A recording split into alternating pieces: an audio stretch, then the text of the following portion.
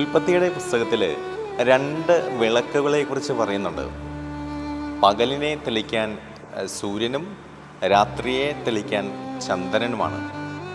പുതിയ നിയമത്തിലേക്ക് വരുമ്പോൾ 3-മതൊരു വിളക്ക് അവിടെ നമുക്ക് കർത്താവായ യേശുക്രിസ്തു പരിചയപ്പെടുന്നുണ്ട്.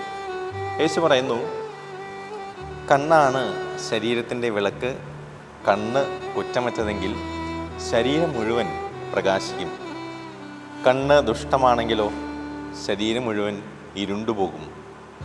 നിന്നിലെ പ്രകാശം അന്ധകാരമാണെങ്കിൽ അന്ധകാരം എത്രയോ വലുതായിരിക്കും. മത്തായിയുടെ സുവിശേഷം 6-ാം അധ്യായം 22-ഉം 23-ഉം വാക്യങ്ങൾ. കവി പാടുന്നില്ലേ, എല്ലാവർക്കും തിമിരം, നിങ്ങൾക്കെല്ലാവർക്കും തിമിരം, മങ്ങിയ കാഴ്ചകൾ കണ്ടുമടുത്തു, കണ്ണടകൾ വേണം. നോക്കുക, തിമിരമുള്ള കണ്ണുകളായി നമ്മുടെ കണ്ണുകളും മാറിപ്പോയിട്ടുണ്ട്. അത് നമ്മുടെ നോട്ടം ശുദ്ധമല്ലാത്ത നോട്ടമായപ്പോൾ കണ്ണുകളിൽ തിമിരം കയറിയിട്ടുണ്ട്. ശരീരത്തിൻ്റെ ശോഭ നഷ്ടപ്പെട്ടു, പ്രകാശം നഷ്ടപ്പെട്ടു. കണ്ണിൽ നിന്നാണ് ആസക്തിയുള്ള ഒരു ചിന്ത ശരീരത്തിലേക്ക് പ്രവേശിക്കുന്നത്.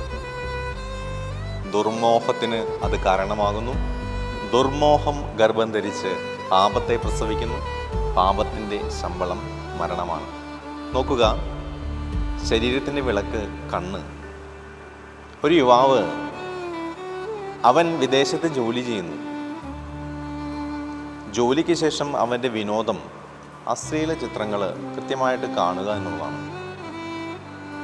ഒരു ദിവസം ഈ യുവാവ് ഇങ്ങനെ നാട്ടിലേക്ക് ഫോൺ വിളിക്കുമ്പോൾ അറിയാൻ സാധിക്കുന്നു, അവൻ്റെ അപ്പന് ഹൃദ്രോഗം ബാധിച്ച് ഹോസ്പിറ്റലിൽ അഡ്മിറ്റാണ്.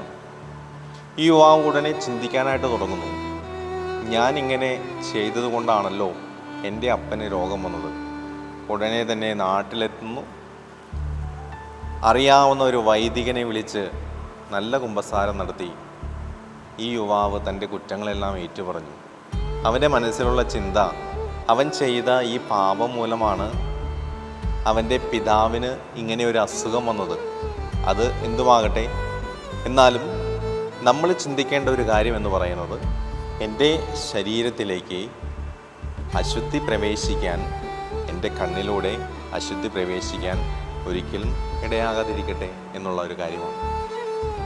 നമുക്ക് പരിശ്രമിക്കാം. പരിശ്രമം വിജയത്തിലേക്ക് നമ്മളെ നയിക്കും. നല്ല കണ്ണടകൾ വെച്ച്, ക്രിസ്തുവാകുന്ന കണ്ണടകൾ വെച്ച് നമുക്ക് കാഴ്ചകൾ ദർശിക്കാം.